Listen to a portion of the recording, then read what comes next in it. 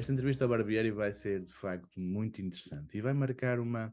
Ele estava encantado, porque realmente correu muito bem. E depois ele viu, esteve a ver-se na gravação e ficou radiante. João, isto é... Muito provavelmente vai marcar a história em termos de divulgação da Code Biology, e eu não tenho dúvida que sim. E foi extraordinária a viagem a Ferrari, a todos os níveis. Portanto, sim, estamos a tornar em produtores multimédia. De conteúdos audiovisuais científicos, não é? Basicamente. Exatamente. E de exploração científica. Ok. Pronto, esta semana, aliás, estas 2 semanas foram riquíssimas, para já porque, de alguma maneira, enfim, foi a estreia da peça, não é? Foi a estreia na Madeira e de alguma forma fui posto um pouco à prova com tanta enfim, turbulência, para usar uma gíria aeronáutica, digamos assim, que estivemos debaixo estas 2 semanas, não é? Foi muito delicado, porque é curioso, mas parece que no fundo esta ideia de trabalhar sobre o sonho, não é? Trabalhar constantemente e cada vez mais sobre a questão da qualidade da vida associada ao sonho, não é? Que é como começa, aliás, a dirigir, não é? Digamos, a conduzir. Aliás, descobri um termo que nem sequer vem nos dicionários, aqui numa das leituras que estava a fazer, que é a onicultura, não é? A cultura do sonho, não é? Ou seja, eles disseram que este senhor falava que houve a agricultura, houve a fabricultura, houve a tecnocultura, e que nós estamos, ou devemos estar, ou devíamos estar, não se percebe se é um desejo, se é, digamos, um imperativo, ao caminho de uma cultura baseada nesta ligação ao sonho. Porque tenho, no fundo, também caminhado cada vez mais nessa tentativa de relacionar a vida com aquilo que é o sonho, a ideia da lógica onírica, no fundo, não é? Não é só propriamente o sonho enquanto tal, é, na verdade, a qualidade do sonho, ou as qualidades do sonho, as suas próprias estruturas, as suas raízes, aquilo que, no fundo, ele representa para nós enquanto parte da nossa vida. É preciso também importante, e é importante, acho eu, refletirmos nisso. Foi uma das coisas que me ocorreu, que é o sonho, ou pelo menos naquilo que é a parte da nossa vida diária, não é? Diária e noturna, neste caso, mas diária, que o sonho tem mais influência, é uma zona é uma zona temporal, é um espaço temporal onde nós, na verdade, recuperamos forças, descansamos, digamos, abrimos horizontes, de alguma forma, o corpo recupera qualquer coisa, seja energia, seja qualidades, seja força, seja, enfim, vontade, para de novo regressar à luz e à consciência, não é? E recordo que no último dia que falámos, uma das coisas que me assistia a essa ideia que o sonho é aquilo que nos faz real, não é? E estou agora, estava a ler aqui uma série de coisas e uma das frases aqui do Miyakoto, de um livro que eu estou a ler, que chama-se Terra Sonâmbula. Ele diz que o sonho é o olho da vida, não é? É uma das frases que ele diz, não é? E é muito curioso esta ideia que o sonho é o olho da vida, porque na verdade é como se nós, através de estarmos adormecidos ou a sonhar, ou adormecidos e a sonhar, podemos olhar para a vida de uma forma mais extensa, mais vasta e até, neste caso, elevada, não é? Digamos assim. Porque uma das coisas que estávamos a discutir ou a conversar da última vez era esta ideia de que aquele sonho do Jung, não é? Que ele sonhou com as profundezas da sua própria casa, no fundo, o lançou para que de alguma maneira, os sonhos estão relacionados com a profundeza, não é? O inconsciente, essa matéria primeira, esse fundo das coisas que se vai acumulando e do qual nós estamos sempre a ser permeabilizados, a ser contactados, mas também esta ideia de que existe um bocado até como diz o Teilhard de Chardin, não é? Esse ponto ômega, essa ideia de que existe um atrator, uma forma final, um sítio para onde a gente se conduz, essa ideia de paraíso, ou seja, essa ideia dourada, enfim, seja depois já com componentes mais religiosas, não é? Essa ideia de um dia do julgamento, enfim, o que seja, mas que há um caminho para a frente que no fundo nos atrai e que esse caminho também ele é feito da relação entre a imaginação e o sonho, no fundo, entre a criação e entre a criatividade e aquilo que é o sonho. Por isso esta duplicidade entre o que vem de trás e o que na verdade nos atrai para a frente é algo que me tem ocupado para tentar meditar sobre até que ponto é que os sonhos vêm apenas e só do inconsciente, ou até que a ideia de inconsciente se pode relacionar apenas e só com essa estrutura interior profunda, não é? Antiga, ou também tem em si um germe de céu, não é? De altitude, de olho que olha desse ponto ômega, que olha de lá do fundo do futuro para o presente, não é? E isso é uma coisa que me tem, enfim, levado a conjecturar possibilidades porque é que, na verdade, o sonho, essa cultura do sonho é tão, acho eu, necessária hoje em dia para que nós consigamos até provavelmente, enfim, utilizar as qualidades do sonho para ampliar as nossas capacidades daquilo que é o estar consciente da nossa estrutura de personalidade, dos nossos desejos, dos nossos anseios, da forma da relação com o outro e da capacidade de nos deslocarmos deste outro para o outro, não é? Do eu para um tu, e por isso essa ideia de que provavelmente esse caminho entre algo que nos atrai para a frente e algo que nos puxa para trás, algo que no fundo são esses dois polos opostos, na verdade também, não é? Essa polaridade, não é? Ela própria é, se calhar, de uma maneira interessante de conversarmos e tentarmos abordar aquilo que é o espaço e o tempo dos sonhos, se o espaço e o tempo podem ser transpostos da mesma forma como nós o temos na nossa dimensão consciente para a dimensão onírica, porque elas são diferentes, mas elas existem, na verdade, não é? E tanto que existem, nós conseguimos-las passar dessa matéria dos sonhos, dessa substância dos sonhos, depois para palavras, para imagens, para músicas, para o que seja, não é? No fundo, e por isso ela tem que ter uma temporalidade, ou pelo menos tem que ser possível de transmutar, transformar em espaço e tempo, não é? Mas isso sendo Mas uma é matéria... interessante, João, permita-me interromper. Força. Parece-me muito interessante a ideia do sonho como que emanando de um ponto omega. No entanto, queria pôr aqui só um pontinho de ponderação. A emanar de um ponto assim, quase que já foge da história. Obviamente que de um ponto de vista global, holístico, faz-me todo sentido isso. Um, não fosse eu um cristão e que para mim me faz sentido uma visão que seja para além da própria materialidade, chamamos-lhe assim, à falta de melhor expressão. Mas, do ponto de vista científico, uma análise científica do sonho não pode colocar essa questão. Não pode ultrapassar o limite da ciência como ela hoje se apresenta. Caso contrário, tornar-se-ia.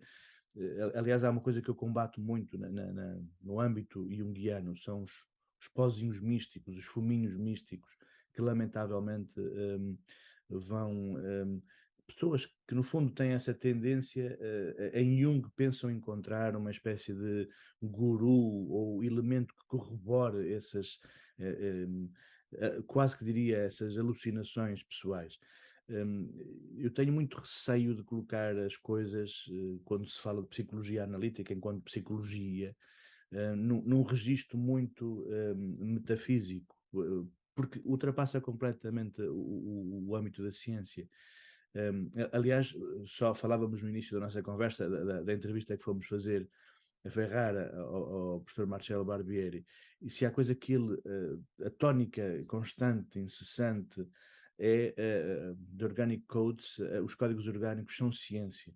Isso é a única forma de os manter como algo de útil na história, porque isto não é metafísica, não é uma coisa que vem de qualquer âmbito, não. É ciência empírica, comprovável do ponto de vista laboratorial, do ponto de vista científico, na ciência no sentido estrito.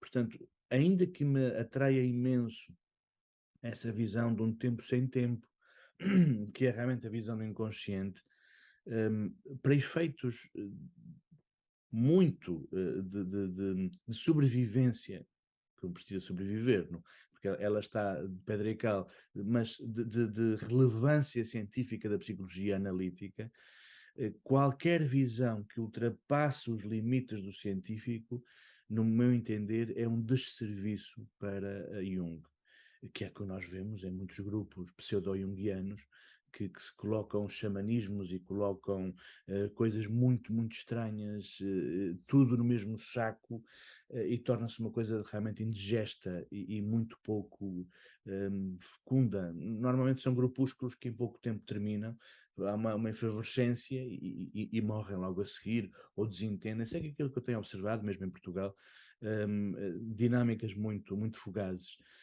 Entendo que devemos agarrar-nos àquilo que Jung sempre afirmou: eu sou um cientista, eu sou um cientista, eu sou um cientista.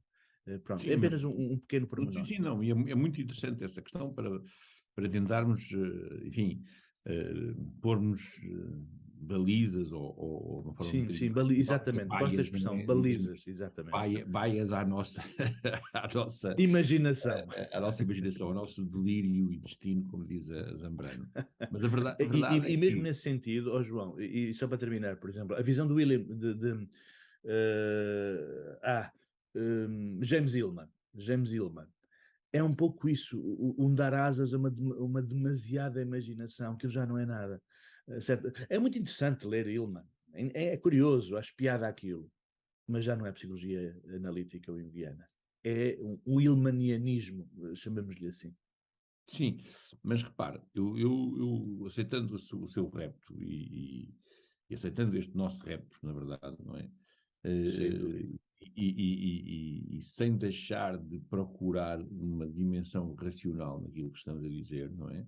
Obviamente, este trabalho é algo que não que escapa à limitação daquilo que é a nossa capacidade dos dois o enfrentarmos, teremos que realmente introduzir outras pessoas, conhecer outras pessoas com o próprio e conhecer outros trabalhos, mas repare, há aqui uma coisa que o Jung fala, e aliás o João menciona isso muitas vezes, que é os 4 pilares, no fundo, da psicologia analítica. Uma delas é o trabalho da imaginação criativa, da imaginação criadora, imaginação Sim, criativa, não é? sim. Os quatro E pilares esse, de Stein, sim, sim. do Murray Stein. E essa questão, não, o próprio que ele vai buscar, no fundo, é o Jung, que ele Sim, vai sim, buscar mas é uma compilação do Stein. uma compilação daquilo que é o Stein vai buscar, aquilo que é a análise do percurso que o Do que Jung Jung fez e foi fez, fazendo, não é, claro. no fundo, não é uma coisa que ele, na verdade, introduz tirando do outro sítio que não da Sim, análise sim, sim, sim, do trabalho de Jung. e essa questão da imaginação, ela só é possível, Hum. inclusivamente ligada à ciência, se ela tiver uma projeção para o futuro, não é? Porque, na verdade, a imaginação é Sim, algo a que, ciência tem uma projeção para o futuro. exatamente, e é nesse sentido que a ideia de que os sonhos, quando se fala dessa ideia de que existe uma projeção, ou uma antecipação, ou uma atração, digamos, um ponto atrator no futuro que nos conduz de alguma maneira, que projeta uma sombra, ou projeta, enfim, uma múltipla direcionalidade, digamos, de cima para baixo, ou da frente para trás, não é? E isso não escapará, acho eu, na minha perspectiva, àquilo que é os limites ou as fronteiras da ciência. Obrigará, provavelmente, a refazê-las, tem obrigará, razão. provavelmente, a repensá-las, porque, vamos lá ver, o próprio Jung, quando fala e quando muitas das vezes se lançou em territórios que mais tarde acabou por nos oferecer, não é? Falo dos livros negros, como do livro vermelho, enfim, como toda uma literatura que ele foi deixando um pouco para mais tarde, enfim, nós podermos aceder. Muita dela trata dessa projeção, acho eu, até, na verdade, daquilo que é emanações, ou não sei como poderia dizer, atrações, direções do futuro para o presente, que de alguma forma, ainda assim, mesmo que o Jung tenha demonstrado essa dificuldade de as classificar dentro da ciência, ele utilizou-as como, tanto quanto eu posso dizer isto, não é? Utilizou-as como guia, como balizas para o seu trabalho científico, ou seja, na verdade, ele não escapou a esta ideia, e por isso é que eu estou a colocar esta questão, porque me parece que, de alguma forma, a projeção, ou a tentativa de projeção e de explicação da função do sonho apenas naquilo que vem da sua relação com o passado, não é? Com a nossa experiência do inconsciente ligado àquilo que já foi vivido, àquilo que já foi experimentado, aos hábitos, a tudo o que já foi, de alguma forma, consumado, construído, enfim, que se tornou construto, limita, acho eu, não só o mundo onírico, como limita provavelmente até aquilo que é o objeto da própria ciência em si mesmo, ou seja, a ciência não pode, obviamente, criar uma tentação de se tornar ela própria um dogma sobre o futuro, nesse sentido de uma qualquer tipo de afirmação que o futuro será isto ou aquilo, não é isso que Onde há está. dogmas não há ciência, onde há ciência não há dogmas. Exatamente, aí estamos dois muito consonantes, não é? A mim o que me parece é que a própria ciência, excluindo esta ideia do tempo para a frente, veio ela própria a resolver questões que têm uma dimensão imediata e que, na verdade, eu acho que os códigos, Code Biology, acaba por, de alguma forma, como eu intuo, ir neste sentido também, porque o problema é que, de alguma maneira, a ciência se limitou, ainda com grande cuidado, a resolver e a entender o instante, o momento instantâneo, o acontecimento de causa e efeito, não é?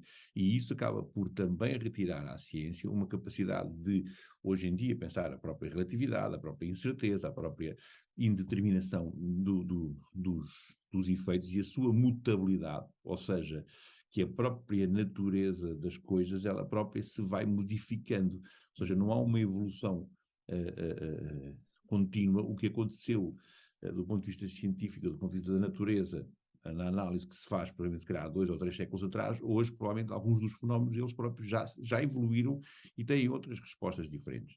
E isto é algo que nós temos muita dificuldade de perceber, que é a própria construção que a natureza vai fazendo de si própria e que, de alguma maneira, eu sinto que isso está, ainda que seja uma afirmação um pouco, enfim, temerosa, sem dúvida, eu sinto que essa afirmação, essa qualidade dos sonhos, ela permite-nos, se ela for introduzida essa cultura dos sonhos, ela permite pensar que os fenómenos não são fixos na eternidade das coisas, mas que eles próprios Não, vão pelo variando contrário, há e essa vão se projeção para a modificando, mutação, para a e que a evolução. nossa própria psique, na verdade, a nossa própria psique, a construção da nossa própria psique tem evoluído e tem percepções hoje sobre si mesma e sobre o mundo exterior que provavelmente não teve e não tem há 1000 anos atrás, há 2000 anos atrás, há 500 anos atrás.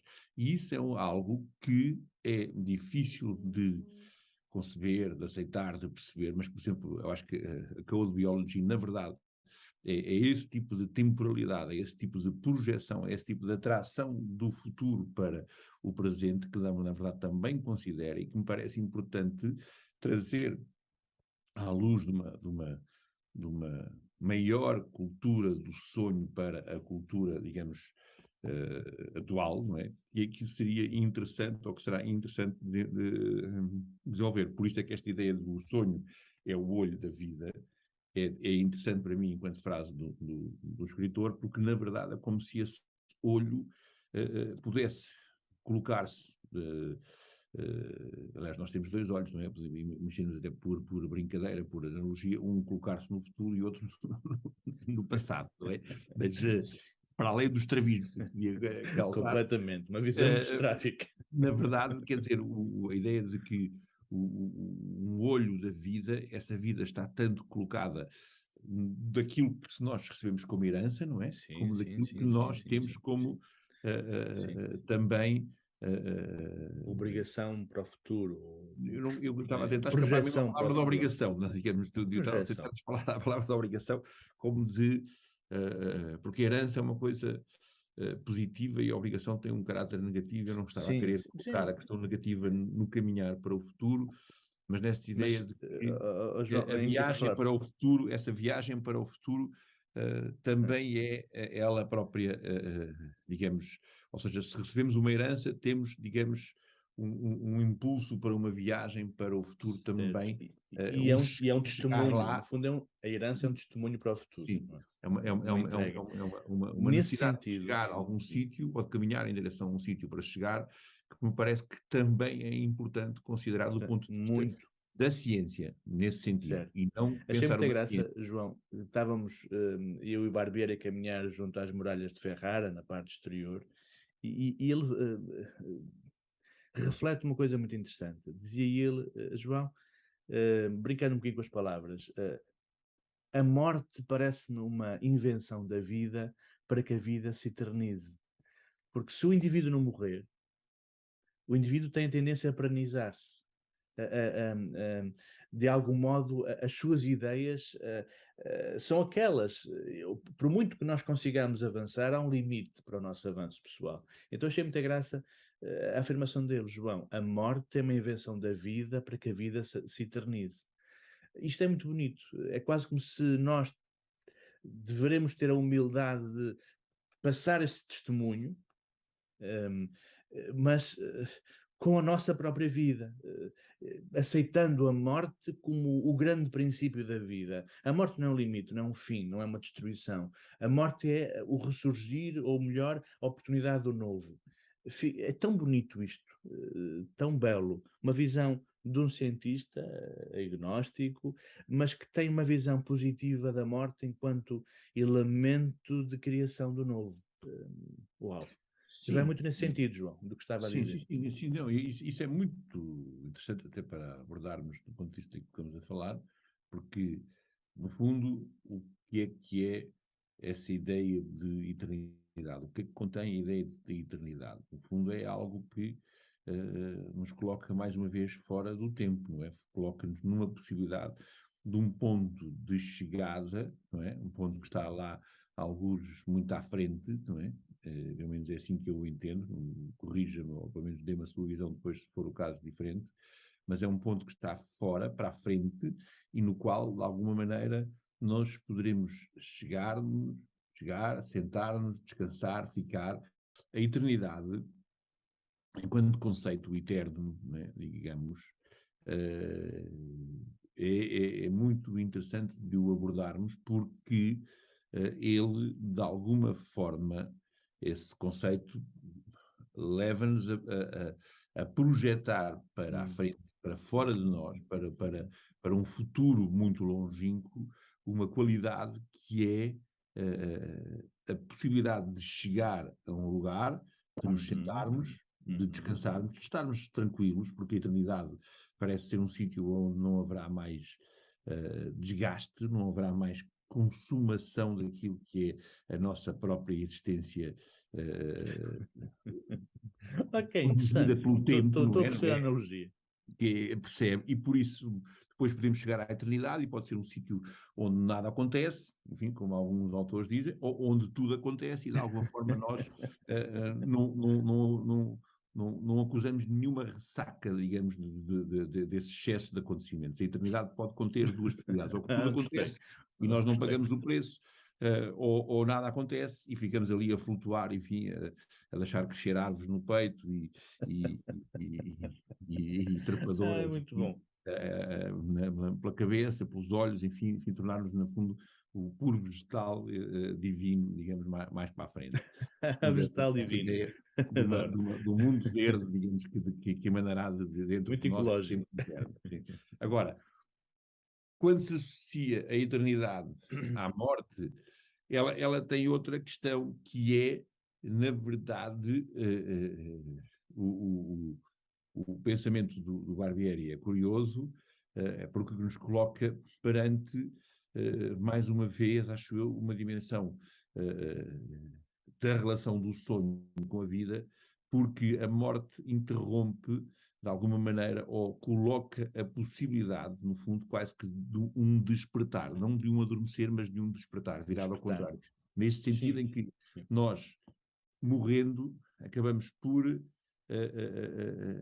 não ter acesso à eternidade, ou seja, aquilo quando nós estamos na nossa relação com a vida, é que essa ideia de eternidade, ela está na relação do estarmos vivos, e quando estamos mortos despertamos para um outro condição, que é afastarmos da própria eternidade. E daí a morte acaba por conter uma relação de despertar, porque ela no fundo afasta-nos dessa ideia de sonho da eternidade. Sendo que o que é curioso nessa associação, acho eu, é esta ideia de que a morte, de alguma forma, se associa também a uma qualidade de receio, do medo ancestral, como diz o Pessoa, à chegada e ao novo, medo ancestral de nos afastarmos e de partirmos, não é? Digamos assim.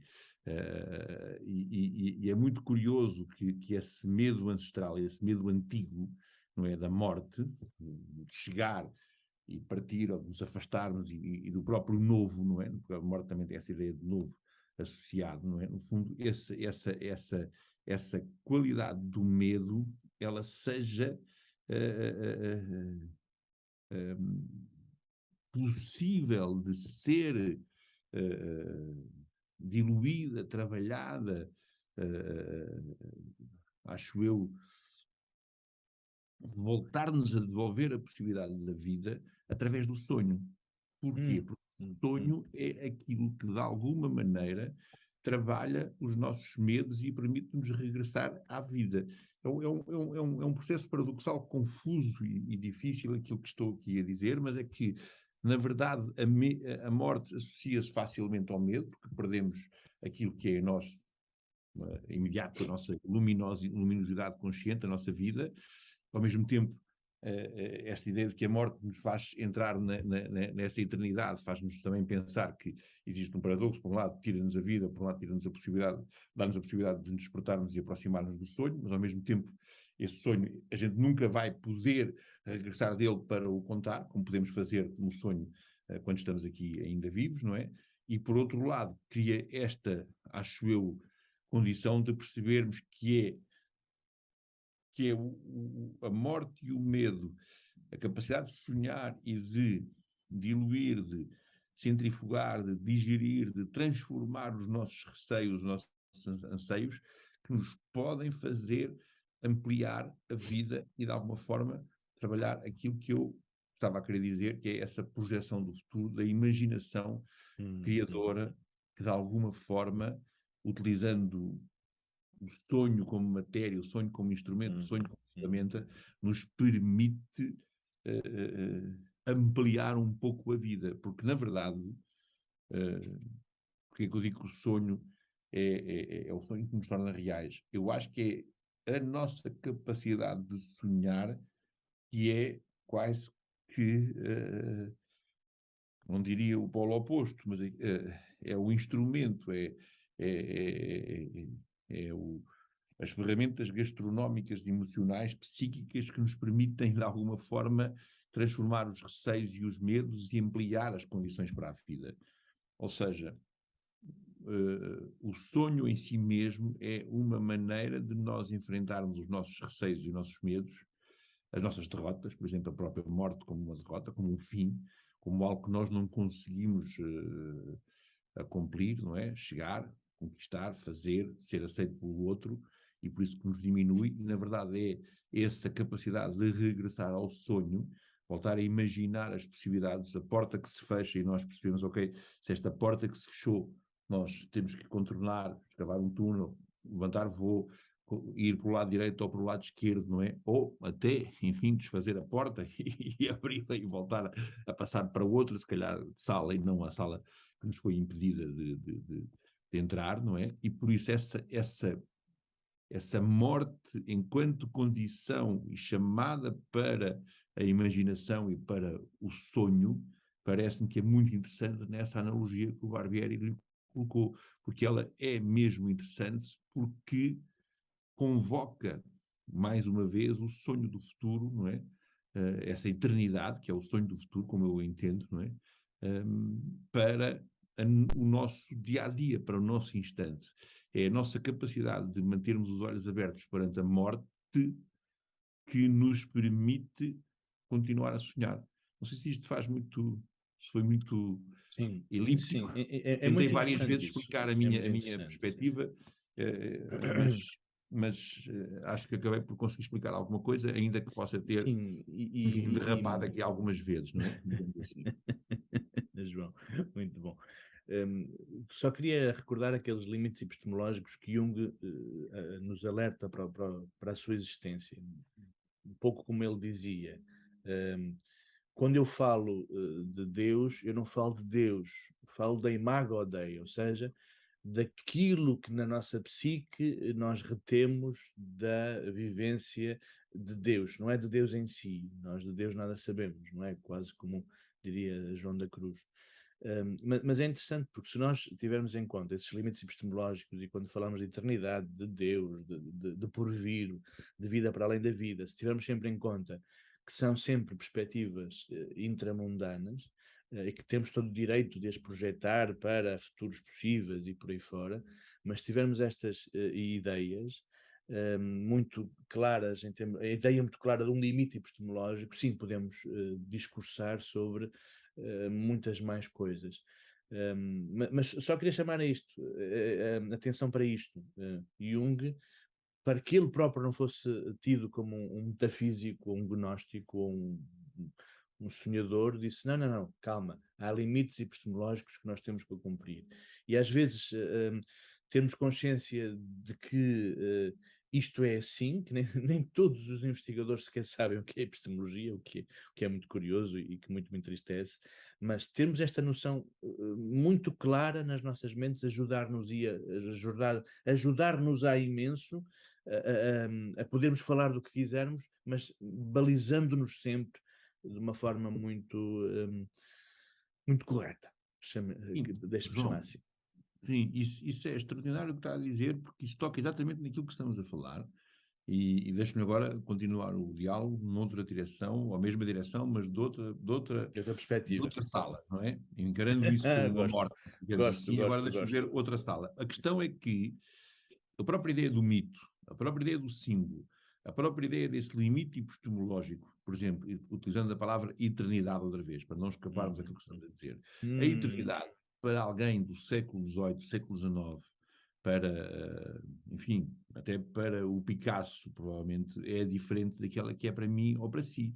Ou seja, que construção da palavra eternidade, nesse sentido do limite epistemológico para o Jung, a eternidade para o Jung é diferente do ponto de vista do limite epistemológico do que é para mim, de certeza absoluta, e isto é, porquê? Porque eu já vivo há 60 anos para além do tempo que o Jung viveu, ou seja, tive experiências e partilhei experiências com a humanidade que viveu neste coletivo tempo, digamos, nos últimos 60 anos. Eu nasci no ano em que o Jung morreu, por isso, na verdade, basicamente comecei no sítio onde ele terminou, não é? Sim, E por isso os limites epistemológicos do meu conceito de eternidade ou até de morte, enfim, terão talvez alterado menos, mas ainda assim já se alteraram, não é? Quer dizer, basta ver até a ameaça global que estamos neste momento perante Enfrentar. um próprio conflito nuclear que está a acontecer, ou seja, de repente podemos morrer numa quantidade inqualificável e inumerável e inquantificável de pessoas num instante, que isso não era sequer, ou era já imaginável, mas não era sequer ainda claro, não é? Aquilo que está a acontecer hoje do ponto de vista da morte e da morte do próprio planeta, não é? Ou de Sim, regiões sim, sim, inteiras do João, próprio sim. planeta, É verdade. que era, na É verdade. altura, o limite epistemológico para o Jung, ainda que ele já, com grande capacidade de futuro, não é? O tivesse já sombreado, já o tivesse assinalado como sombra para o futuro, não é? Agora, a própria ideia de Não eternidade, tivesse ele passado por duas grandes guerras. não tivesse ele passado por duas grandes guerras, é verdade, mas percebe, ou seja, e esse assunto do limite epistemológico é muito curioso até analisá-lo na própria correspondência daquilo que é a nossa evolução psíquica do ponto de vista coletivo e individual ao longo dos tempos e no sentido da humanidade, ou seja, até porque a humanidade tem vivido um tempo aceleradíssimo nos últimos décadas, nas últimas décadas, e por isso a nossa relação psíquica hoje é extraordinariamente diferenciada daquilo que era nos anos 60, por exemplo, não é? Basta ver, por exemplo, a questão das próprias redes sociais, a forma como as pessoas se expõem nas redes sociais, a forma como provavelmente os jovens têm hoje provavelmente uma vida muitíssimo mais contida e até secreta e até oculta e exposta, não é? Como tem quase que duas ou três vidas, não é? Dentro daquilo que é a sua própria construção psíquica, para percebermos que as noções como eternidade, morte, enfim, receio, não é? Ou tempo, ou futuro, são próprios conceitos que psiquicamente hoje já não têm o mesmo limite epistemológico, já têm outros, de certeza, contornos, de que o Jung colocou. Não fugindo à questão que temos que lidar com eles hoje como limites epistemológicos, tal e qual como ele lidou há 60 ou há 70 ou 80 anos atrás, não é? O limite epistemológico da nossa psique social e coletiva hoje é o nosso limite, é aquilo que nós hoje podemos considerar como a nossa própria construção da realidade, de alguma forma, a nossa capacidade de construir a realidade hoje, que era totalmente diferente daquele que viveu e daquele as gerações deles viveram, não é? Mas essa é uma questão que nós temos que perceber. O limite epistemológico, sim, mas ele é mutante, ele é mutável, ele está em permanente alteridade. E isso é que é a grande questão, que eu acho que o sonho e os nossos sonhos, e a análise dos Sim, sonhos, pode romper, não é? Romper essa teia de pode limite. ajudar a Entendo o que quer romper dizer. e a Interessante. fazer uma permanente acuidado, não é? Uma permanente leitura daquilo que é a nossa capacidade hoje de pensar, por exemplo, a eternidade, como estávamos a dizer, não é? É Ou a engraçado própria. que até em teologia se fala da evolução da compreensão do dogma. O dogma aparentemente parece uma coisa estanque, definida, é isto. Não, e nem sequer é isso. Até o próprio dogma, do ponto de vista teológico, existe toda uma tradição de a compreensão de uma. É uma visão evolutiva do próprio dogma. E cada era entende o dogma de uma forma ligeiramente diferente, ou vai atualizando esta compreensão. Portanto, sim, sim, sem Exatamente. dúvida. Entendo que o sonho possa ser essa um, esses militares que vão à frente a fazer o reconhecimento do É, território inimigo. sim, os sapadores, a vanguarda, enfim, várias coisas que se chamaram, Exato, que é, exato. no fundo, enfim, uma espécie de A linha avançada. classes, as classes castristas, não é? Digamos, os fidalgos, as pessoas que no fundo se dedicavam um pouco à arte da guerra também, elas próprias estavam também associadas a sempre essa possibilidade de cederem-se e saírem do seu zona de conforto e irem em direção ao desconhecido de alguma maneira, seja ele o inimigo, ou seja o que for, não é? Ou a defesa do Está seu muito próprio na nossa território, tradição, não é? Dar novos mundos ao mundo. dar novos mundos ao mundo. Mas essa é a verdade que essa é uma grande dificuldade, porque o João utilizou outra palavra curiosíssima e importante, que é essa ideia de evolução. Ou seja, nós evoluímos de alguma maneira, não é? E não há dúvida que evoluímos porque vamos percebendo que existe, enfim, existe uma garantia que, ao menos existiu até hoje, uma garantia que o Sol vai nascer, não é? Existe uma continuidade que nos permite Convém.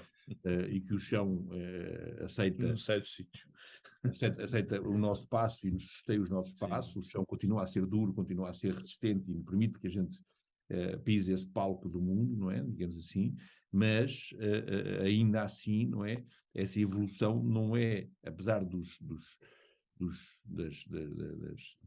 estabilidade de algumas das condições dessa evolução, ela não é permanentemente no sentido de um Da negativo, mesmidade. de um cima para baixo, de uma esquerda para a direita, enfim, não tem uma linearidade exatamente, Não. tem mais uma multiplicidade de linearidades, é um entrançado de possibilidades que é o que é interessante. E mais uma vez, acho eu, essa evolução ligada à evolução ou à morfologia, esta é uma palavra abusiva, não é?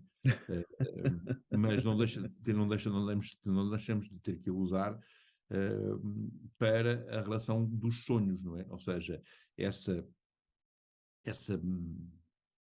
mobilidade entre tempos, entre espaços, entre fatores psíquicos, entre mitos, entre símbolos, não é? Que o sonho convoca, que me parece extraordinariamente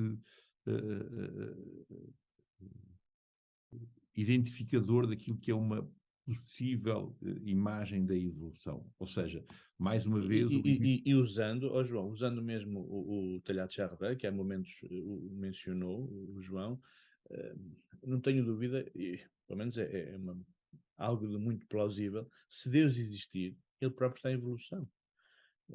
É um fluxo, é um contínuo, é uma coisa que acredito que um ser pessoal, mas que está em evolução, quer aprender com tudo isto e no fundo deve-se espantar muitas vezes com aquilo que criou.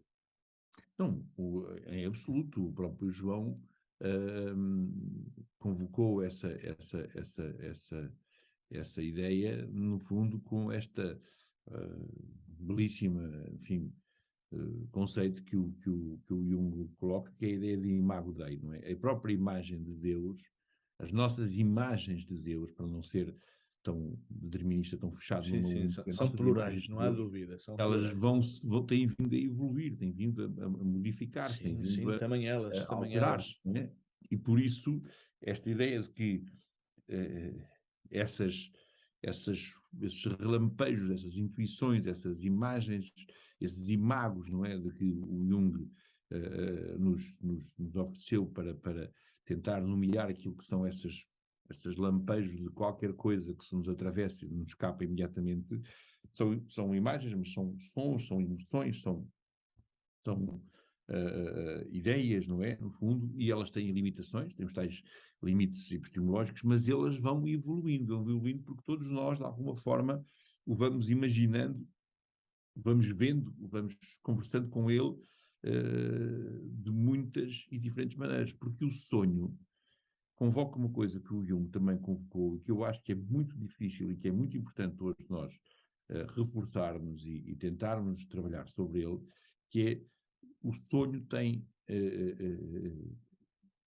uma condição de coletivo que escapa à nossa percepção consciente.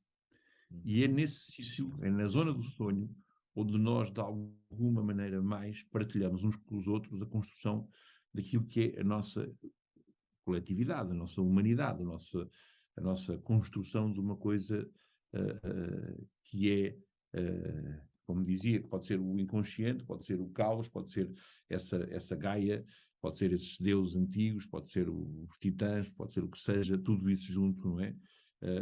Essa eternidade ou esse Big Bang de onde vimos e a eternidade para onde vamos, para onde iremos chegar, o futuro também, de alguma maneira. Por isso, essa construção onírica, ela contém em si uma possibilidade de coletivo que as minhas palavras, as minhas ideias, as minhas as minhas sensações, as minhas experiências subjetivas estão eivadas, estão formadas, mas elas provavelmente escapam-se, estão quase sempre a tentar escapar à própria dimensão coletiva. E é quando eu sonho, seja acordado, seja a dormir, que me aproximo muitas das vezes a essa dimensão real coletiva, essa dimensão de transformação da minha própria identidade numa relação com o outro, não é?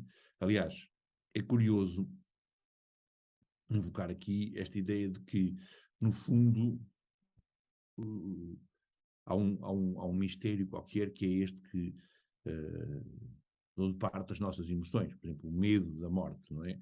Ou o medo de falhar, ou medo de conseguir até, enfim, que seja, ou a felicidade de, enfim, conquistar qualquer coisa, não é? Mas as emoções elas próprias surgem de uma maneira muito pouco esclarecida ainda para nós, muito pouco cientificamente conhecida, de como é que elas se emanam entre um músculo, se nascem de uma luz que vem dentro de nós da alma e que se manifesta entre os ossos e os nervos e a carne, enfim, ela pode aparecer, como diz o Artaud, num joelho, num dedo do pé, no nariz, na boca, nos olhos, mas ela vem de algum lado, e se a gente tenta pará-la de um sítio, ela vai aparecer do outro, na verdade.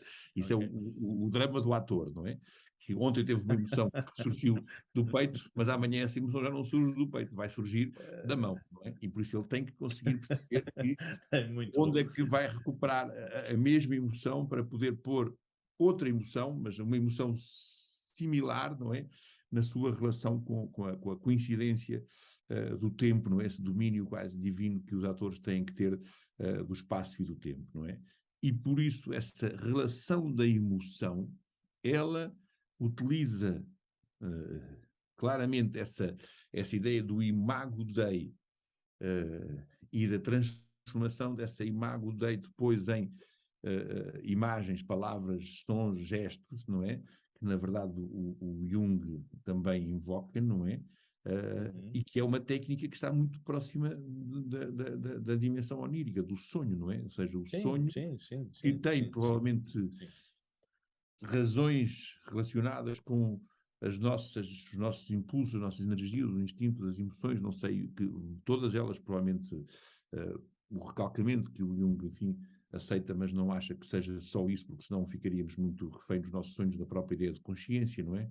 É muito curioso, eu estava até a ler isso no outro dia e nunca tinha percebido porque é que ele tinha recusado tanto a ideia do recalcamento do Freud. Ele diz que o recalcamento do Freud não pode ser tão importante para o sonho só porque isso significaria que o sonho ficaria muito refém dos nossos processos de limitação que a própria consciência já tem. Ou seja, ficar o sonho refém do processo da consciência. Não é que não existam sonhos que são claramente emanações do conteúdo recalcado. Sim, exatamente. Mas exatamente. está longe de ser a totalidade. Exatamente, ele não recusa, mas diz que isso seria diminuir a qualidade do sonho. E isso eu achei muito interessante. Na verdade, a qualidade do sonho não pode ficar refém dos processos de consciência. É por isso que também não, que a gente está nem está. Definitivamente não está, porque são emanações dos processos inconscientes que estão muito antes, são prévios aos mecanismos da consciência. Uhum. Ou, provavelmente, são essa outra qualidade ainda que se junta, porque eu acho que aí é que é importante juntá-la. O próprio sonho é, digamos, uma espécie de, usando essa ideia de sapador, de vanguardista, não é? De treinador da nossa imaginação, não é? Treinador das nossas capacidades de transformar de modificar um instigador, não é? Um instigador. É um investigador, exatamente. Mas mais do que instigador instiga a consciência a ir além de si própria. Exatamente. Instiga a consciência a ir além de si própria e a criar outra realidade. E é nesse sentido que o sonho é, digamos, realidades nem sequer de mundos para o mundo, não codificadas de antemão, no fundo a criação de novos códigos, não é? Exatamente. Novas realidades, mudando radicalmente porventura o porvir. Exatamente, e é por isso que essa relação, essa qualidade que o sonho se desenvolve em nós, ela é aquilo que permite transformar as emoções em imagens, em palavras, em textos, em em sons, em gestos, em presenças, o que seja, e de alguma forma ela também tem que conter. Por isso é que eu invoco esta questão. Sim, estou a ser, obviamente, teimoso e a tentar puxar a minha própria imaginação nesse sentido. Ela tem que conter a imaginação, tem que conter a possibilidade de abrir portas no futuro. Tem que ser, ou ela empurra do passado apenas para o futuro e abre o futuro à força empurrando, não é? Pode ser. Ou empurra umas vezes e é puxada outras. É essa que eu acho que era um interesse de discutir, que o sonho não é só um empurrão do passado para o futuro, mas é também um puxão do futuro, uma atração do futuro em relação ao presente e ao passado. Ou seja, são Entendo a formas de metáfora. abrir. Entendo a metáfora.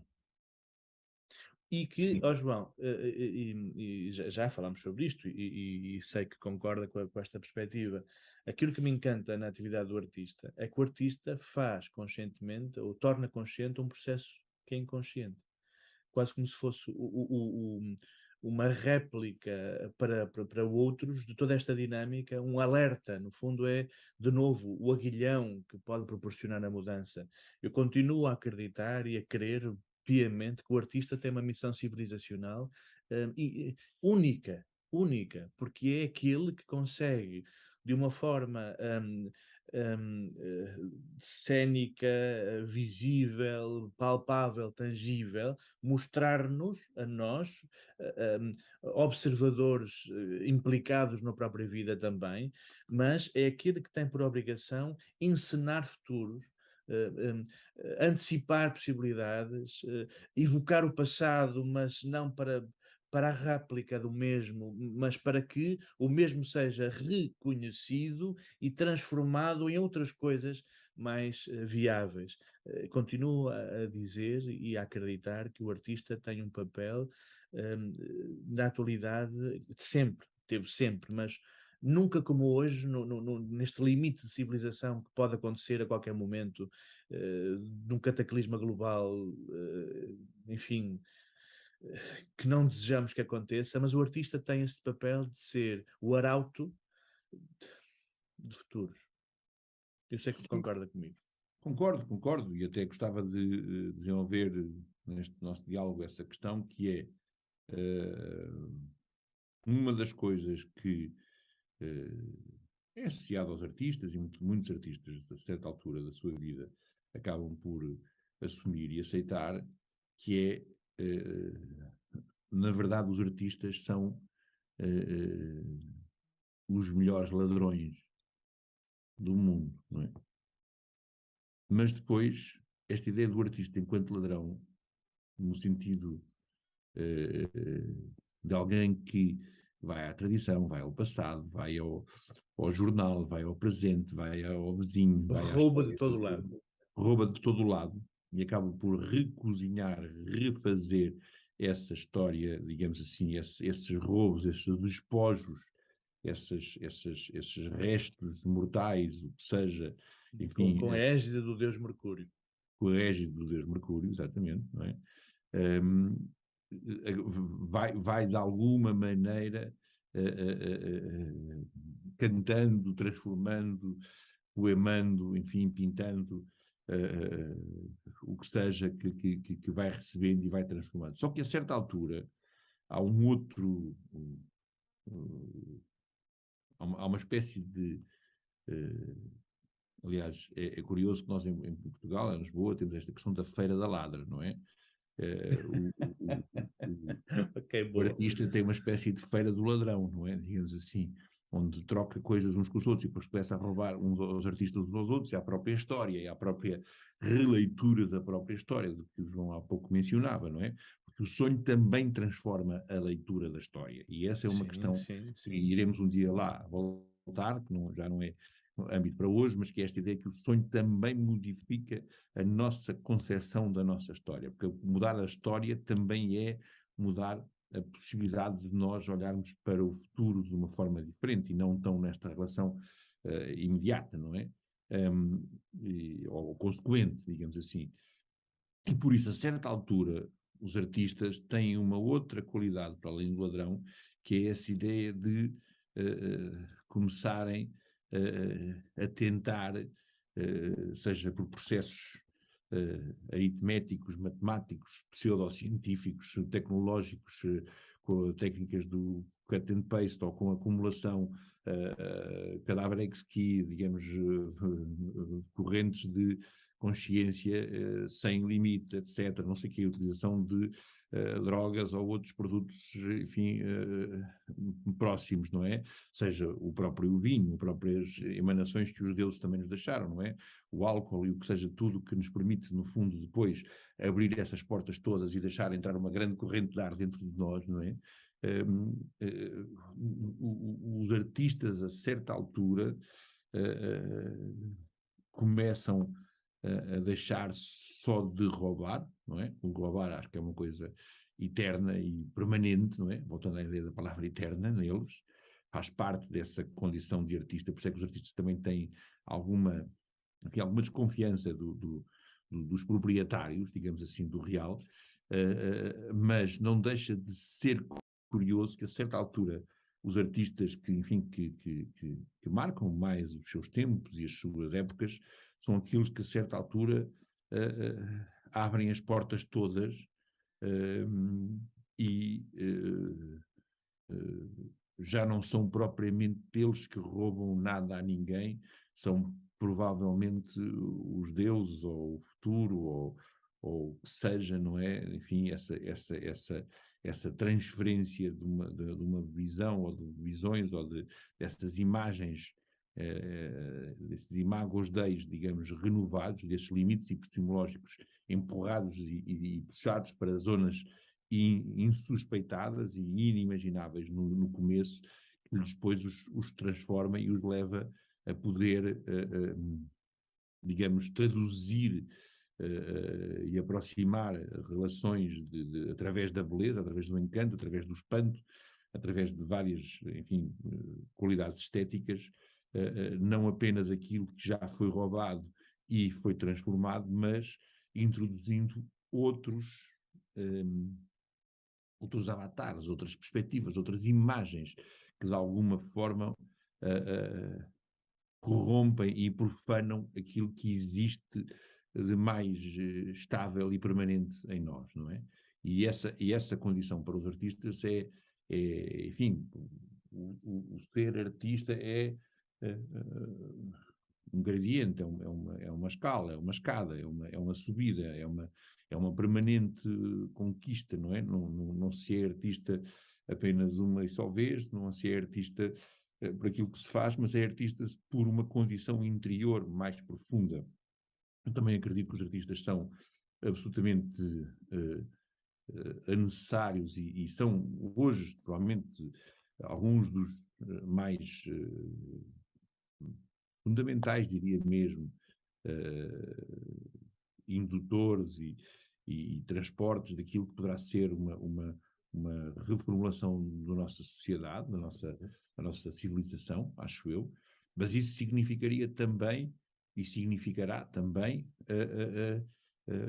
o arrastamento dos limites da ciência que falávamos anteriormente, ou seja, a ciência não como uma relação direta com a produção imediata de bens tecnológicos ou de relações diretas com algo tangível e material, mas como forma de conhecimento, não é? A arte e a ciência, as duas, conhecimento. Claro que há momentos que falávamos da ciência no sentido estrito, não é? Sim. Mas podemos ter uma noção mais vasta de ciência, onde a própria filosofia entra no conhecimento, a teologia, Claro. e outras visões que não são as ciências duras, passa a expressão, mas estão no âmbito do saber, shire, não é? Ciência. Concordo, Mas concordo. mesmo as ciências duras terão que ser, acho eu, mergulhadas e de Sim, na alguma soft forma science, não é? Hard science, com essa dimensão, acho eu, de conhecimento e de filosofia, porque senão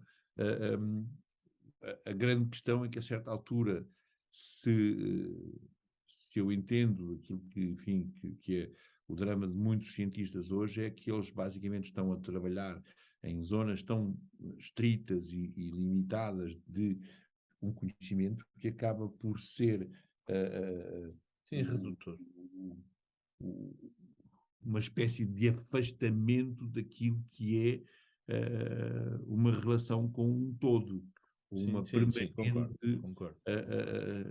Estão acantonados aquisição. em ontologias regionais, não percebendo a totalidade dos fenómenos. Pronto, e essa é que é a questão que voltamos à questão da relação com o sonho. O sonho e a ciência, acho eu, é algo Certo? que provavelmente poderia fazer que, não deixando de perceber a necessidade, visto que o campo do conhecimento também é muito vasto, nós não podemos deixar de solicitar a quem está imergido numa determinada perspectivação de qualquer coisa, qualquer conhecimento sobre a célula, como é que uma proteína funciona, ou como é que uma membrana se abre e fecha, ou como é que, de alguma forma, um elemento transportador leva daqui para acolá as coisas, mas depois é preciso, provavelmente, levantar a cabeça e sair desse sonho fechado sobre si próprio, não é? Porque, no fundo, isso é quase que um delírio, mas fechado sobre um limite epistemológico muito estreito, e tentar ir a outro tipo de sonho em que exista provavelmente esse sonho de uma humanidade e de um conhecimento mais vasto e mais capaz de fazer enquadrar aquilo que se está a trabalhar no detalhe numa grandeza ou numa extensão, provavelmente, de abrir mais portas e relacionar-se com a vida nas suas múltiplas linearidades ou nas suas múltiplas possibilidades. E essa é uma questão que as orgânicas, as mecânicas, as dinâmicas oníricas nos permitem, provavelmente, e nos dão instrumentos para que a mente racional não seja ela própria uma via de sentido único, uma rua de sentido único, basicamente, em que não há, naquela rua não se caminha para mais lado nenhum, a não ser do princípio ao fim da rua, não é? E essa não ligação a um conjunto de artérias mais vastas e de caminhos mais estelares, não é? De constelações maiores, é um dos dramas, acho eu, hoje da ciência, porque Sim, ele sim, sim. é necessário, porque tudo isso implica muito esforço, muito tempo, muitas vidas, muito sangue, suor e lágrimas, muitos olhos, muitos neurónios gastos, mas há que provavelmente mudar a estrutura da nossa própria relação existencial para que permita que, se eu estou dedicado e focado num determinado momento, num determinado tipo de problemáticas, depois deva provavelmente pensar sobre o ponto de vista da filosofia, ou do ponto de vista da vida, ou do ponto de vista do ambiente, ou do ponto de vista da ecologia, do ponto de vista, enfim, da ética, um conjunto outro de relações com o que está a preocupar a minha perspectiva de descoberta e de esforço para contribuir para a ciência, ela esteja enquadrada numa situação mais vasta. É difícil porque o pensamento e a economia hoje estão tão interligados que apenas o caminho mais curto, o caminho mais reto, o caminho mais menos custoso, digamos assim, menos dispendioso, é aparentemente o melhor caminho. E isso nem sempre é a melhor viagem, provavelmente, não é? A viagem mais recompensadora para a aquisição de uma experiência de conhecimento e de vida, digamos assim. Não sei se Faz-me consegui. sentido, João, faz-me todo sentido. Ou seja, nós próprios temos que ser um bocadinho mais proteicos, não é? Ter ser mais, às vezes, também deixar-nos ir com o vento, outras vezes fixar-nos também, não é? Quer dizer, eu percebo que as duas coisas não podem, nenhuma delas pode ser única, não é? Mas nós temos que pensar também se somos uma espécie que se pensa, que se reflete e que ela própria pode ser a imagem de alguém ou de uma entidade superior, ou vir de trás e caminhar para a frente, também temos, acho eu, a necessidade de pensar que esta relação com esse outro esteja atrás e à frente, esteja em todo o lado, esteja dentro de nós, esteja fora de nós, ela tem que também ser considerada, não é? Ou seja, não me parece ser vantajoso encerrar-nos sobre uma subjetividade que, de uma forma ilusória, acha que vai dominar tudo, a si próprio, o mundo e as coisas todas, e a natureza das coisas, não é? Porque a própria natureza Seria uma visão evolui, ela tem puramente uma egóica, inteligência, uma visão ela tem, muito redutora, sim, excluindo realmente essa visão inconsciente e onírica da vida, sim, que nos sim, catapulta. sim, Isso concordo sim, totalmente, sim, João. sim. E é nesse sentido que me parece que os sonhos emanando só de um ponto, ainda que seja um ponto gigante, não é? Uma zona, um território inconsciente anterior, não é? Que isso leva, e o Jung falou disso, é interessante analisarmos outra vez a obra do Jung sobre essa questão, mas parece-me que a própria dimensão, o mito, o próprio símbolo, ele está sempre em permanente variação, mutação, ou seja, os símbolos, o céu para os homens, enfim, para os nossos navegadores no século XV, não é? Século XIV e XV, de certeza que é diferente do céu hoje para nós, não é? Quer dizer, a maneira como nós olhamos o céu e vemos o céu tem de certeza hoje um símbolo associado muito diferente, não é? E isso é curioso porque é muito difícil para nós pensarmos essa variabilidade, essa mutação da própria heráldica, da própria simbólica, da própria relação das pedras, não é? Digamos assim, quase que das pedras dentro de nós, não é? No fundo.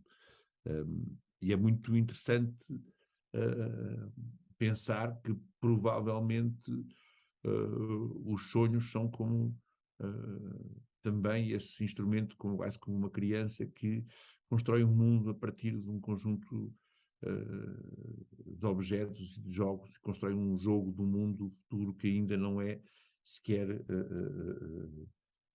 aparentemente sonhado por mais ninguém, a não ser por essa experimentação onírica Sim, que essa sim, sim, criança sim. tem possibilidade de o fazer, não é? Que junta os dados arquetípicos, os dados da experiência concreta, numa mistura tamanhela que rouba um lado, rouba o outro, é mercurial, e que no fundo é esse caldeirão alquímico do próprio futuro. A condição do Mercúrio enquanto ladrão, recordo-me um pouco lá disso, porque eu tenho falado bastante com a Ruth, mas essa não tenho claro, mas acho que Não podemos. necessariamente ladrão, ele é o princípio da comunicação, não é? Na Sim, sim, da alquimia. comunicação, sim, sim, sim, sim, sim. Sim, eu estava a brincar com a sua expressão anterior, não é? De Ah, roubar o sim, artista sim, enquanto sim, aquele que sim, sim, rouba, sim, sim, sim, sim. a várias fontes. E de facto, gosto muito mais da noção de comunicação do que de roubo. Não é um roubo. Quase que eu diria, se é roubo, é um roubo com sentido, como as nossas conversas, É um roubo que às são claras, é um roubo às consentidas. É um roubo claras, às claras, é um em roubo que às claras. todos concordam com o Com esse facto. roubo, quer dizer, na verdade, Exatamente. ele é impossível de parar, não é? Não é propriamente um roubo no É sentido a própria vida, o fluxo da vida, em que tudo dá a tudo mais algo. E nesse sentido que a fonte mercurial, do Rosário dos Filósofos, aquele livrinho que Jung se sim, sim, deliciou a analisar, não é? Na psicologia da transferência, sabermos bem, as três bicas, não é? Vão alimentar aquela fonte mercurial, os três princípios, o masculino, o feminino e a conexão, e o princípio da conexão entre tudo mais. sim, Lá está, é a comunicação, o princípio mercurial é a comunicação. O sonho, diria que é essa fonte mercurial, fonte alquímica, que junta as coisas. E a alquimia da vida é isso, nada mais do que isso, não tem nada aqui de estranho ou de metafísico, tem de muito físico, de muito natural e muito prospectivo, não de um futuro que já existe à partida, mas a prospectividade de um futuro a criar a partir dos dados do presente, tendo em conta um modelo de permanência do vivo e da vida. Mas não deixa de ser um tema o, incrível e jamais terminado e sim, jamais terminável de ser o, conversado. O que o João está a colocar até é curioso se nós pensarmos na dimensão da epigenética, não é? Enfim, dos códigos biológicos, que é esta ideia de que eles próprios, enfim, apropriando-se desta estrutura do sonho, na verdade, eles invocam à volta dos códigos genéticos, digamos assim, das correntes genéticas, não é? Das correntes de DNA, determinadas forças flutuantes, digamos assim, determinadas Sim, possibilidades para o variaçõezinhas futuro, variações que em podem registro vir ou podem probatório. não vir. No fundo, são hábitos, formas, forças que foram experimentadas e que puderam ter algum prazer, alguma relação direta, alguma funcionalidade, acabam de ficar ali a flutuar, digamos, e Sim, que sim, mais tarde ou mais cedo descerão a camadas mais mais profundas e se profundas. tornam elas próprias Ou partes não. integrantes dessa corrente ou não. Essa, na verdade, é quase que uma tecnologia extraída da própria dimensão onírica, que é essa ideia de que o próprio sonho vai Sim, sim. invocando possibilidades através dessas múltiplas associações, extrapolações, multiplicações, enfim, rupturas, disrupções que o próprio sonho pode introduzir na sua forma orgânica, no fundo, de se manifestar, e que elas mesmo acabam, acho eu, por com o tempo virem-se manifestando depois em formas no nosso seio da nossa realidade, naquilo que é a nossa realidade partilhada e vivida construtivamente. É nesse sentido que, para que isto possa acontecer, tem que haver alguma coisa, porque essas manifestações elas têm que também, mesmo que elas emanem de um certo empurrão do passado, elas têm que de alguma forma ser atraídas por espaços abertos, por territórios vagos, por possibilidades, por probabilidades, por Sim, sim. espaços vazios, não é? Territórios ainda não cartografados. Ainda não cartografados. E essa é uma questão muito difícil de nós introduzirmos na nossa prática diária, não é? Esta ideia de que até na situação mais elementar, não é? Que é esta ideia de que eu digo a palavra amor e a pessoa entende a palavra amor, enfim, uma quantidade enorme de possibilidades. Mas eu acho que a pessoa entende a palavra amor com a possibilidade que eu estou a explanar. Posso-lhe abrir um conjunto de possibilidades relativamente curtas, mas, na verdade, muitas das vezes poderei ser surpreendido por outro tipo de relacionamentos da própria palavra, não é? Por buracos, espaços, enfim, forças que se abrem dentro da linguagem, dentro da palavra, não é?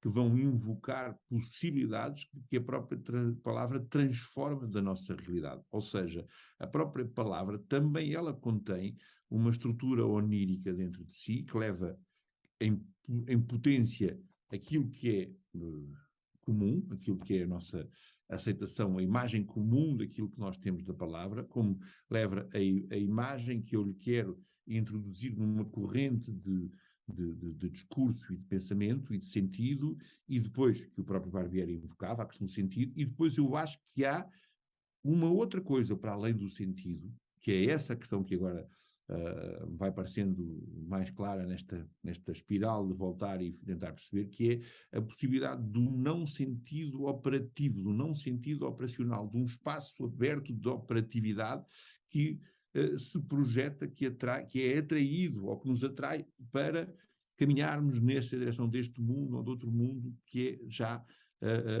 uma possibilidade não de futuro manifestada, mas uma possibilidade de nós modificarmos a realidade em que nos movemos e, por isso, mover numa outra direção, a evoluirmos numa outra direção que provavelmente já conterá então novas possibilidades de novos futuros e não apenas um futuro só. E essa é uma questão que eu acho que nem a ciência, nem as artes, nem, enfim, a nossa própria civilização, a nossa sociedade, a política, a religião, o que seja, estão, não condenam, não contrariam, mas temos pouca prática de a colocar na nossa cotidianidade, não é? Essa abertura, digamos, ao tu, não é? Ao tu do futuro, não é? Ao tu ou outro qualquer que não existe ainda, e que não sou eu nem o João mas que é qualquer coisa que está a algures, não diria no meio sequer de nós, mas pode estar até atrás das costas, ou por baixo ou por cima, não é? Anda para aí a flutuar, ou anda para aí nessa matéria, nesse espaço onírico das coisas, não é? E que é muito, será muito transformador, e que é essa onicultura, essa omnicultura, não é? Essa cultura do sonho, que eu acho que estes pensadores que eu estava aqui a ler, e que de alguma forma invocaram para o futuro, não é? Que nós temos que passar de uma cultura, não para uma cultura virtual, mas para uma cultura do sonho, cultura da onírica, que permita ser mais sensível, ter uma sensibilidade maior, uma acuidade maior ao outro. Enraiza-nos mais na realidade, não é? E Sim, não uma visão alternativa em avatares de um sim, metaverso sim, sim, qualquer. sim, sim, sim, sim, sim, sim. E por isso, É em vez de verdade. nos fechar ou de nos cuspir para uma dimensão exterior, que é, no fundo, Sim, mais sim, uma sim, sim. projeção da nossa mente, no fundo, dentro de uma tentativa de perceber se ela é interior, mas que é quase que uma desmaterialização da nossa substância corporal, É física, verdade, da nossa é realidade, verdade. O é sonho exatamente enraiza-nos. enraiza-nos e torna-nos mais real, mais materiais, mais corporais, mas ao mesmo tempo mais sonhadores e mais capazes uh, de ser relativos, de ter uma dimensão relacional, não é? Sem dúvida, sem Connosco dúvida. próprios, Sem com dúvida. os E com, e outros, com, e com a nossa história. no fundo, e é provavelmente essa, estávamos a brincar, mas da eternidade de ser verde, não é? Mas provavelmente é também uma consciência verde de nós próprios, uma consciência da nossa própria natureza, Sim, sim, sim, nesse sim. sentido, que pode ser interessante esta exacerbação, este exercício, este trabalho profundo sobre o onírico, não é? O onírico dentro de cada palavra, de cada gesto, de cada sopro, de cada respiração, o sonho em cada instante da nossa própria relação com as coisas, com o que lemos, com o que ouvimos, com o que seja, não é? Pode provavelmente vir a propor uma alteração de hábitos e uma alteração Sem dúvida, sem dúvida. E o João estava a falar nisso, nessa visão, e é engraçado que se nós vimos mesmo em tradições espirituais tão antigas e tão fundacionais daquilo que nós somos, por exemplo, a tradição judaico-cristã, se formos e já falámos sobre isso, e haveremos de falar mais em pormenor sobre isso, João. A Bíblia é um livro de sonhos, a começar por o primeiro sonho, o Jacó e a É escada de verdade, anjos. já falámos E disso, sim, sim. curiosamente, ao longo de toda a história do povo judeu, nós observamos, nas suas produções bibliográficas, que redundaram na Tora e no nosso Antigo Testamento, nós observamos sistematicamente uma análise criteriosa do mundo onírico, das manifestações do Odelá, com uma tónica muito grande no sonho. E o sonho enraizou aquele povo no caminhar, não só do deserto, mas no dia a dia. Nós temos ali um povo que é muito mais telúrico do que, por exemplo, as visões da Jónia Antiga, da Grécia Antiga, com a filosofia, que é muito mais solar. Os judeus são muito mais lunares, muito mais telúricos. E é Uhum. curioso que é o sonho que pontua grandes momentos do povo, da história bíblica do povo judeu. De facto, o sonho enraiza. O sonho não é algo que nos retira da realidade, pelo contrário, é algo que nos remete para a realidade, nos faz, inclusivamente, renarrar a realidade por via da mera consciência, com uma visão muito mais alargada. Portanto, concordo plenamente com o que está a dizer João, e será E, tópico de conversa daqui a sim, sim. algum tempo. Não, Pegarmos nestas dinâmicas sim, sim, oníricas sim, sim. deste povo e perceber em que medida nós não continuamos a ser exatamente os mesmos, e somos.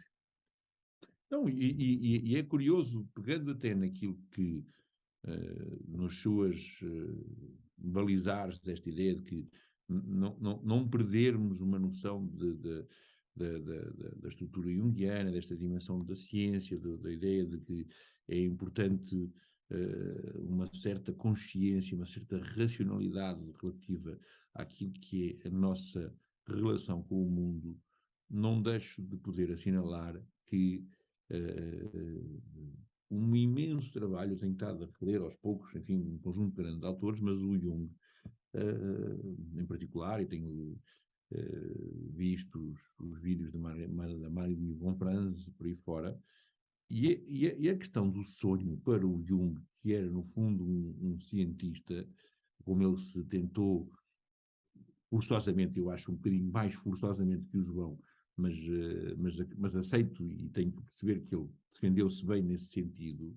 Ele não deixou de escolher o tópico provavelmente mais complexo e mais desafiante para qualquer pessoa que se afirme cientista como seu motivo de estudo. Ou seja, os sonhos foram, na verdade, tanto os sonhos dele, como os sonhos dos outros, Sim, como a sim, sua dos pacientes descodificação, e como a dos sua doentes. compreensão, como a sua a compreensão da própria espinha, ela dizia da organicidade. Nós conseguimos olhar para um animal e percebemos que ele tem uma espinha dorsal, tem umas patas, tem uma boca, tem um sítio por onde anda, não sei o quê. O sonho nós não percebemos qual é que é a espinha. Ele próprio faz essa imagem, não sabemos qual é a pata, onde é que é a boca, qual é o olho, de onde é que ele nos fala, porque é que ele nos fala, não sei o quê.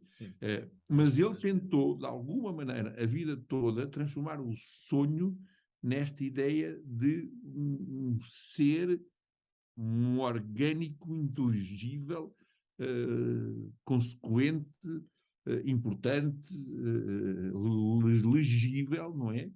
E tentar, de alguma maneira, combater com muito cuidado, com muita, acho eu, com muita atenção aos limites epistemológicos, sem dúvida, mas ele arriscou e tentou a vida toda, juntamente com ele e com outros, não é? Lembremos dos Seminários dos Sonhos que ele tem, estes 2 últimos livros que apareceram, e não são os últimos, mas que são fenomenais, não é? Digamos, da análise de sonhos e dos sonhos antigos, dos gregos, dos fenícios, enfim, dos israelitas, por aí fora, quer dizer, dos judeus, que ele, na verdade, foi buscar, não é?